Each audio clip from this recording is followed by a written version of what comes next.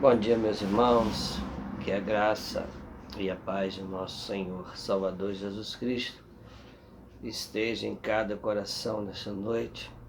Eu queria agradecer a Deus por essa oportunidade, mais uma vez, de nos concedermos cultuar a Ele, porque só Ele é devido. Eu queria orar com os irmãos nessa noite, essa abertura desse culto de oração. Eu queria pedir aos irmãos que orassem pelos nossos irmãos que estão enfermos, aqueles que estão passando dificuldade, aqueles que estão em casa, né, ainda sem poder sair de casa devido a esse problema da pandemia. Mas nós estamos aqui agradecendo a Deus pela vida de vocês. Vamos orar nesse momento. Você que está aí do outro lado, feche seus olhos. Vamos falar com Deus nesse momento. Pai, em nome de Jesus, nós queremos te agradecer por esse dia. Queremos te agradecer por essa noite que o Senhor nos dá, por essa oportunidade, ó Deus, de estar, ó Deus, louvando e bendizendo o teu nome, Senhor. Obrigado, Deus, por tudo que o Senhor tem feito nas nossas vidas, Senhor.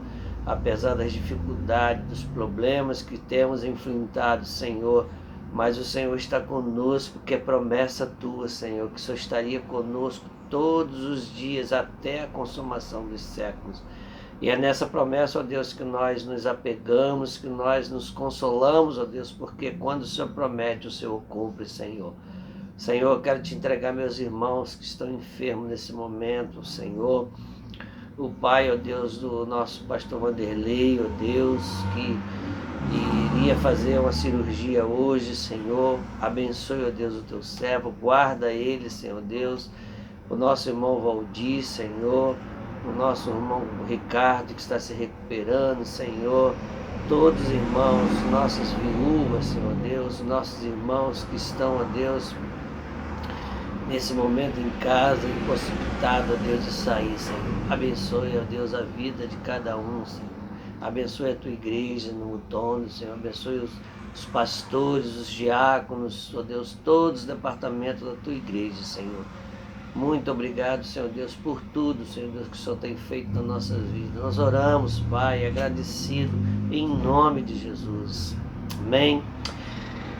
Eu gostaria de compartilhar um texto com os irmãos nessa noite. Está lá em Romanos, capítulo 1, verso 16 e 17. Romanos, capítulo 1, versos 16 e 17. Diz assim: pois não me envergonho do Evangelho, porque é o poder de Deus para a salvação de todo aquele que crê, primeiro do judeu e depois também do grego, visto que a justiça de Deus se revela no Evangelho, de fé em fé, como está escrito: o justo viverá pela fé. Que evangelho é esse? Que evangelho é esse que nós não podemos nos envergonhar? O apóstolo Paulo diz aqui. Aí fica essa pergunta: será que tem alguém que envergonha desse evangelho? Porque o apóstolo Paulo diz aqui, porque ele é o poder de Deus. Meus irmãos, se o evangelho é o poder de Deus, como é que nós podemos ter vergonha desse evangelho? Que nós possamos, irmãos, ter ousadia cada dia de pregar esse evangelho que o apóstolo Paulo escreveu aqui, para que possamos ganhar muitas almas para o Senhor. Nós vamos cantar nesse momento o hino de número 429, Ceifando. Vamos louvar ao Senhor nessa noite.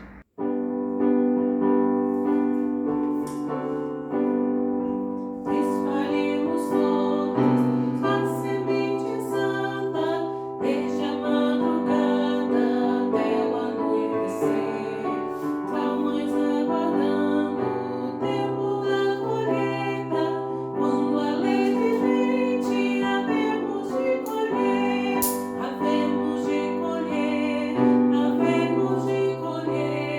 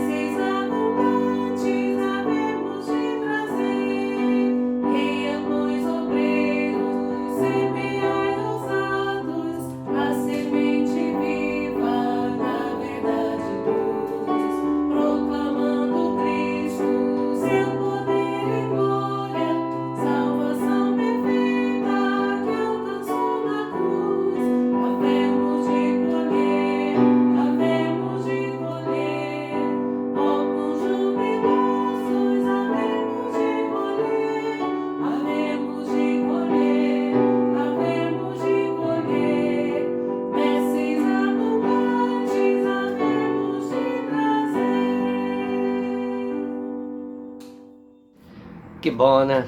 Nós louvarmos a Deus nessa noite, adorarmos a Deus através da música. Meus irmãos, antes de nós passarmos a palavra ao mensageiro dessa noite, nosso pastor Vanderlei, nós temos uma coisa para os irmãos, né? O pastor Fábio Siqueira, da Igreja Central de Jardim Amendoeira, ele vai orar nesse momento, né? E estará dando uma mensagem para nós, a PIB de Mutombo. Ouçamos o nosso pastor Fábio Siqueira, está dando uma mensagem e orando a Deus. E logo após, o pastor Vanderlei estará trazendo a mensagem nessa noite. Que Deus abençoe as nossas vidas, que Deus nos dê um restante de semana abençoado na presença de Deus. Amém? Que Deus abençoe a todos. Queridos e amados irmãos da Primeira Igreja Batista em Mutombo, na pessoa do meu amigo, meu mentor, pastor Francisco Rodrigues, graça e paz.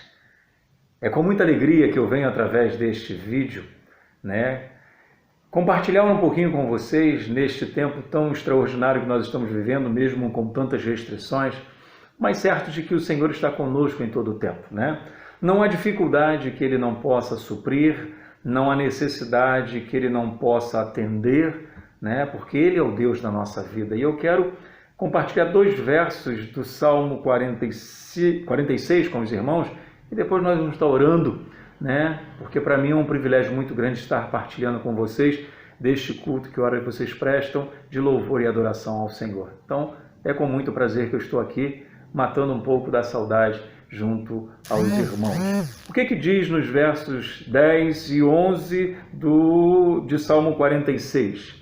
Aquietai-vos e sabei que eu sou Deus, serei exaltado entre as nações, serei exaltado sobre a terra. O Senhor dos Exércitos está conosco, o Deus de Jacó é o nosso refúgio. Nós não precisamos de nada mais além do amor, do cuidado, do zelo, do refúgio que é o Deus da nossa salvação. Que Deus esteja se nos abençoando e que vocês tenham um culto abençoado na presença do Senhor. Vamos orar, vamos agradecer e desde já receba aí um abraço meu, da minha família e de toda a Igreja Batista Central em Jardim Amendoeira. Vamos orar? Bondoso e amado Deus, nós te glorificamos, ó Pai, por esta oportunidade que nós, como Igreja do Senhor, estamos juntos, reunidos, ó Pai, para louvor do Teu nome, para bendizer ao Senhor, para dizer o quanto nós somos gratos, ó Deus, por todos os benefícios que o Senhor tem, ó Deus, concedido a nós. Em meio a tantas lutas, ó Deus, em meio a tantas restrições, em meio a tantas dificuldades, o Senhor tem nos assistido, o Senhor tem nos abençoado, o Senhor tem derramado sobre nós, ó Deus, a Tua graça maravilhosa, o Senhor tem cuidado de cada um de nós, tem cuidado da nossa família, tem cuidado da nossa igreja e de toda a sua membresia. Meu Deus, muito obrigado por esta igreja, ó Deus, Igreja Batista, Primeira Igreja Batista em Mutombo, que se reúne, ó Deus, para prestar ao Senhor um culto de adoração que só o Senhor é merecedor. Que a Tua graça, que a Tua misericórdia, que o amor do Senhor esteja sobre esta igreja em todo o tempo e que este tempo difícil passe para que nós, como Igreja do Senhor, possamos, ó Deus, voltar às nossas atividades normais, para que juntos, ó Deus, possamos ver e enxergar o quanto o Senhor é bom, o quanto este povo necessita, ó Deus, de ouvir da Tua palavra. Ajuda-nos, ó Deus, envia-nos os recursos necessários para assim fazê-lo. Pai, muito obrigado por esta oportunidade, que a Tua graça maravilhosa seja sobre toda a Tua igreja espalhada pela face da terra, neste tempo quando nós, ó Deus, nos regozijamos no Senhor, por mais esta oportunidade, ó Deus, que é o dia de educação cristã missionária, que o Senhor abençoe os nossos vocacionados, que o Senhor abençoe, ó Deus, toda a liderança, ó Deus, desta instituição tão maravilhosa, que o Senhor continue a nos coordenar, nos direcionar, para que tão somente vivamos a Tua vontade, não a nossa. Pai, muito obrigado, ó Deus, continue abençoando, ó Deus, a saúde, a vida do pastor Francisco Rodrigues e toda a sua família, junto a toda a sua igreja. Que os Teus filhos recebam da parte do Senhor tudo aquilo que eles necessitam. Receba, meu Deus, a nossa gratidão. É o que nós te pedimos e agradecemos não porque merecemos, mas é pelo amor e pela graça do teu Filho amado Jesus Cristo que nós te oramos. Amém. Que Deus abençoe a todos, em nome de Jesus.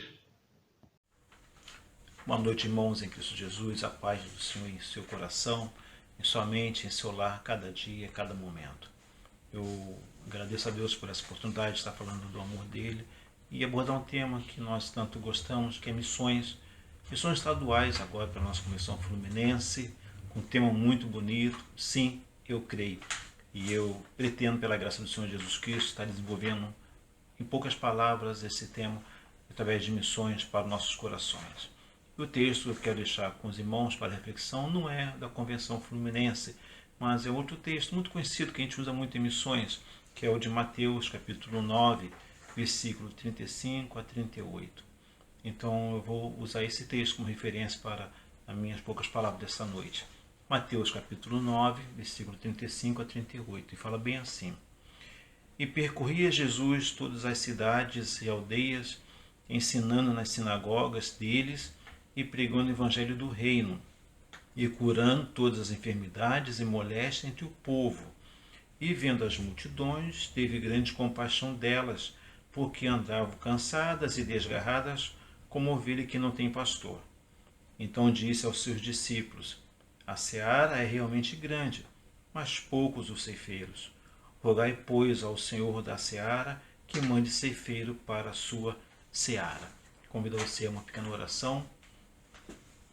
Deus Pai, em nome do Senhor Jesus Cristo, a Tua palavra tem o poder de mudar pensamentos, intenções e interesses egoístas e mesquinhos, ó Pai. Trabalha o coração do Teu reino aqui na terra, da Tua igreja aqui na terra. Faz com que cada dia mais a Tua palavra seja a que nos impulsiona para a frente a fazer missões, querendo e desejando imitar os passos do nosso amado Mestre Jesus Cristo. Pois em nome dele nós pedimos, para sempre. Amém, a Deus. Bem, eu lendo esse texto, eu fiquei pensando no que tem escondido dentro desse texto que eu ainda não consegui perceber. E eu fui olhar no original, e quando diz que quando Jesus percorria todas as cidades e aldeias, eu fui ver no original e percebi que a palavra percorria ali, dentro do contexto, dizia que Jesus Cristo ele teve interesse. Não apenas percorria, ele não apenas não andava a ermos, sem objetividade, mas ele tinha interesse em passar por aquelas cidades e aldeias. E esta palavra, esse substantivo, me chamou muita atenção, porque a palavra interesse, ela tem dois significados basicamente. Um é baseado muito no nosso comportamento humano, nossa criação, nosso relacionamento com as coisas e com as pessoas. E é mais ou menos justamente isso aqui que fala sobre o que é o interesse. O interesse é somente para aquilo que é importante, útil ou vantajoso, moral, social ou materialmente. Isso é a própria natureza humana, nós somos seres humanos, nossas crenças são cheias de interesse, nós pedimos as coisas por interesse, fazemos as coisas por interesse, por ambições, mesquinharia, por resultado que nós vamos ter, tanto de louros, né, de louvores, tanto de aplausos, tanto de outros motivos escondidos, conscientes ou inconscientes, mas nós somos muitas das vezes motivados a fazer alguma coisa por interesse meramente humano, temporal, que foca apenas na nossa existência e as nossas próprias vontades. Aqui diz que o Senhor Jesus Cristo, quando ele percorria as cidades e aldeias, ele fazia por interesse. E outro significado para a palavra interesse quer dizer o seguinte: estado de espírito que se tem para com aquilo que se acha digno de atenção. O Senhor Jesus Cristo, no seu coração, ele achava digno, concordava em dar atenção, dignidade às pessoas com as quais ele iria encontrar. Ele tirou todo o seu sentimento de apenas vou fazer por interesse próprio, mas ele fez porque ele tinha interesse em agradar aquelas pessoas. Ele tinha um amor por aquelas pessoas, até porque no versículo seguinte diz que ele teve grande compaixão por elas. Ele tinha interesse espiritual por ela. Então, se você quer fazer missões, eu sugiro que o primeiro passo que você tem que ter é justamente ter interesse por missões. Não se faz missões se você não tiver interesse pelo campo missionário, pela cultura, pelas necessidades, pelas questões sociais envolvidas e espirituais envolvidas na região que você quer trabalhar. Tem que ter interesse. Se você não tem interesse, você vai fazer missões de maneira muito frágil, muito vaga, muito temporal. Você precisa pensar justamente naquilo que Cristo está propondo no seu coração para que você faça algo que vá muito mais além da sua própria vontade, do seu momento de vida. O cristão ele é convidado a sair da redoma de vidro e entrar na esfera do interesse da vontade de Deus, porque ele ensinou isso na oração do Pai Nosso: contudo seja feita a tua vontade. Precisamos ter interesse sim pelo reino de Deus, ter interesse pela palavra de Deus, ter interesse pelo ser humano que ainda não conhece o Senhor Jesus Cristo. Eu preciso ter esse interesse. O interesse passa para o momento que eu quero agradar o coração do meu Deus, porque Deus tem interesse na gente, Deus se investe na gente, Deus se preocupa com a gente, Ele conhece a gente e procura resolver todos os nossos problemas. Você quer fazer missões? Aprenda a ter interesse nas pessoas que Cristo quer salvar. Aprenda com o Senhor Jesus Cristo. Deixe que Ele trabalhe dentro de você, deixe que Ele crie dentro de você interesse pelas vidas perdidas, pelas almas que não conhecem a Jesus Cristo.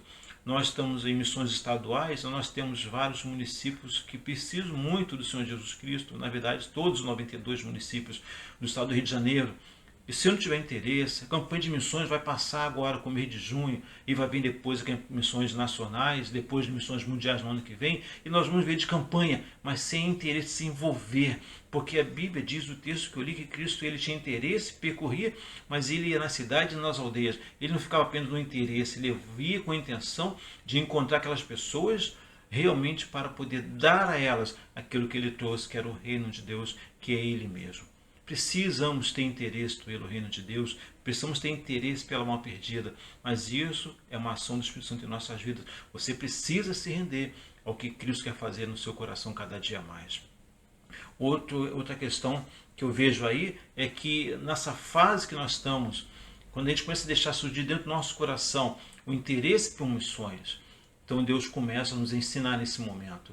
Quando o Cristo vai nas aldeias, ele vai curando, vai ensinando, ele vai curando as moléstias físicas e também emocionais e também as espirituais. Eu fiquei pensando, onde estão os apóstolos? O que eles estão fazendo? Por que o nome de Deus não aparece nesse momento? Somente o de Cristo. E eu entendo que há fases de missões. A primeira fase é quando se desperta o coração para ter interesse pelo tema. E a segunda é a fase da aprendizagem. Os apóstolos estavam ali olhando, vendo Cristo fazer aquilo tudo, vendo Cristo determinar seu percurso de vida, por onde ele deveria passar e como deveria passar, com quem ele devia passar. Os apóstolos estavam vendo Cristo chegando e ensinando e mostrando o reino dos céus, e depois os apóstolos viram Cristo curando pessoas magoadas, feridas, ressentidas, pessoas maltratadas pela vida. Depois os apóstolos viram o Senhor Jesus Cristo curar as pessoas com doenças físicas, cegueira, surdez, outros tipos de doenças, lepras, mas a Bíblia não conta todas, mas diz que eram muitas doenças. E eles viram também o Senhor Jesus Cristo curando pessoas de enfermidades espirituais, demônios que atuavam, que aprisionavam, que escravizavam pessoas de maneira cruel, de maneira que subjugava o ser humano à imagem e semelhança de Deus a uma vida medíocre, de sujeira, de sarjeta espiritual. E eles estavam olhando Cristo fazer tudo isto. Então existe a fase do aprendizado. Você não pode fazer missões se não desejar aprender sobre missões. Você não pode fazer missões se você acha que não precisa sentar. Eu lembro de Ana Alzira Vargas, quando ela escreveu um livro, África, Amor e Dor, e ela contou a experiência depois, pessoalmente, numa palestra, de um rapaz, quando ela foi começar a treinar esse rapaz para fazer missões radicais lá na África. Então o rapaz disse, olha, Ana Alzira, esse treinamento é inútil, nós temos vidas morrendo agora na África e precisamos ir agora fazer missões. E ela disse, sempre houve pessoas morrendo na África e sempre haverá. Mas se você se preparar e você for dignamente preparado, você vai poder fazer um trabalho com excelência lá. Se você não se preparar, você vai lá, mas vai voltar todo ferido, todo quebrado. É preciso ter um preparo, um aprendizado, é preciso você se matricular na escola de Cristo. Cristo vai trabalhar os seus sentimentos, vontades, todos os seus temores. Ele vai trabalhar dentro do seu coração, ele vai trabalhar dentro das suas razões, ele vai desconstruir baluartes, fortalezas que se erguem contra a vontade de Deus na sua vida. Ele vai trabalhar em você, mas deixa Deus se ensinar você. Deixa Deus colocar em você aquilo que Ele quer tudo que Ele planejou para você, deixa Deus te ensinar. Você não é dono da verdade, eu não sou dono da verdade, Cristo é dono da verdade. Muitas das vezes nós somos igual crianças que temos interesses mesquinhos, interesses quando a gente vê alguma coisa que a gente gosta, a gente deseja, mas não sabemos nem por que, só quero porque é grande, porque é bonito, porque está na moda, porque é gostoso, mas não tem uma razão, somente baseando no interesse temporal. Mas deixa Cristo te mostrar algo muito mais sublime, te ensinar sobre o reino, um reino que te mostra o de hoje, e o reino também que mostra o de amanhã, quando a igreja será arrebatada. Então deixa Deus te ensinar, deixa Deus te mostrar, revelar a você o que Ele tem para fazer neste mundo através da tua vida ainda. E o terceiro aspecto que eu vejo nesse tema aí, nesse texto que eu gosto muito, é quando ele fala assim: rogai, pois, ao Senhor da seara que mande ceifeiro para a sua seara, lá no versículo 38. Eu fiquei pensando, por que Cristo quer que a gente mande mais ceifeiro? Eu pensei sempre assim, também um dos pontos, é claro, porque a seara é grande, então precisa de mais gente. Mas por que mais gente? Porque quanto mais gente trabalhando, maior será a colheita. O resultado final aí é o número de pessoas salvas. Então está dizendo muito bem que eu preciso me envolver de tal maneira com a obra do Senhor Jesus Cristo, que meu coração começa a arder, começa a desejar, começa a sentir vontade de querer ter mais gente perto de mim. E olha o contexto aqui, Cristo estava dentro da seara. A Bíblia diz que Cristo saiu de Cafarnaum, ele começou a sair pregar o evangelho e ele estava dentro do campo, ele não estava sentado na zona de conforto em casa, vendo uma revista, lendo um jornal, assistindo um filme e disse: eu vou orar agora por missões para que o Senhor mande missionários. Não, ele estava dentro da seara, ele estava evangelizando, estava ensinando, estava curando, estava tratando, estava restaurando, estava trazendo vida em abundância. Então, nesse contexto, ele fala: rogue ao Senhor que mande mais trabalhadores, para que a colheita seja maior, para que mais pessoas aceitem a Cristo, mais pessoas se tornem novas criaturas, mais pessoas desejem conhecer esse Deus libertador. Eu preciso orar por missões, mas eu preciso estar dentro de missões. Eu preciso estar com o meu coração cheio de interesse pelo tema. Eu preciso estar aprendendo com o Senhor sobre o tema. Eu preciso estar envolvido de maneira tão profunda que eu desejo fazer mais e cada vez mais. Porque não existe uma obra de evangelização se não houver interesse. Não existe uma obra de evangelização se eu não quero aprender com o meu Senhor como fazer. E não existe missões se você não quer fazer realmente com o desejo com que o reino de Deus cresça e se multiplique e povoe toda essa terra que tanto precisa do Senhor Jesus Cristo. É nossa missão. Cristo deu a nós, a igreja dos salvos, a igreja dos sem nomes, porque a igreja do Senhor Jesus Cristo, a nós que temos esse privilégio de fazer e anunciar Cristo. Mas eu preciso estar envolvido com a obra missionária, eu preciso estar dentro do campo para poder clamar: Senhor, mande mais gente, porque eu estou trabalhando, eu estou colhendo, mas os frutos ainda estão maduros, estão caindo antes que eu colha. Então eu preciso que o Senhor mande mais gente para me ajudar. Isso é consciência coletiva, isso é consciência de uma igreja que pensa em missões de maneira coletivamente. Todo mundo pensa igual, vamos colher, porque já está maduro demais. Né? E quem é que não gosta de uma fruta madura? Né? Fruta madura é mais docinha, mais gostosa. Mas depois que ela passa do ponto, ela começa a ter um gostinho de azedo e logo depois ela fica ruim para o consumo, causando até doença ou infecção intestinal. Mas a fruta madura, como que é bom, como que é fresquinho, que o sabor maravilhoso. E eu tenho que desejar que esse sabor agradável de uma vida que se renda ao Senhor Jesus Cristo venha agradar o coração dele, e o meu também. Preciso desejar isso cada vez mais. Nós temos a campanha que eu lancei no ano passado, a campanha das ovelhinhas. A campanha continua. A sua ovelha precisa ainda ser colhida com o sangue do Senhor Jesus Cristo. A sua ovelha ainda precisa conhecer o Senhor Jesus Cristo. Você precisa cada vez mais desejar que esta sua ovelha, ou que outras que ainda virão para o seu aprisco, para a sua vida, para o seu convívio, conheça o Senhor Jesus Cristo. Deseje isso de maneira muito intensa, que Cristo aumente a colheita. E às vezes nós estamos querendo que outras pessoas venham, mas às vezes eu que preciso me colocar dentro da colheita. Eu que preciso chegar junto para alguém e dizer: olha, estou com você, conta comigo. Eu sei que esse campo aí é do Senhor. E eu, como obreiro, eu preciso participar da colheita. Porque a pior coisa que tem é você caminhar por um campo onde as frutas estão caídas e que serve apenas de pasto. Eu já caminhei por um lugar assim, literalmente, né, era uma plantação E quando eu vi aquele monte de laranjas maduras caindo no chão, meu coração doeu. Eu falei, como é que pode? Tão caro uma laranja que eu pago para poder ter o prazer de sentir o gosto, o sabor. E aqui é tratado como lixo. E no mundo espiritual, no reino de Deus, quando as frutas estão maduras, as pessoas estão maduras para a salvação, já estão preparadas pelo Espírito Santo para aceitar Jesus Cristo, elas precisam de que alguém que chegue e diga, olhe, eu conheço Deus, pode mudar a sua vida. Precisamos perder o medo, precisamos perder a timidez, precisamos ter coragem, precisamos ter interesse, precisamos sentar na cadeira de Deus, aprender com Ele, para que Ele nos envie.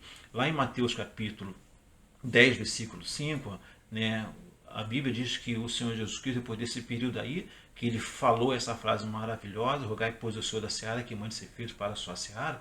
Logo mais adiante, em Mateus 10, versículo 5, ali conta que Jesus Cristo enviou os discípulos. Então missões é preciso, sim, é preciso de praticar. Eu preciso ir para o campo. Eu desejo ir para o campo porque eu tenho interesse, porque Cristo me ensinou e porque Ele está me enviando. Então eu preciso entender esses processos.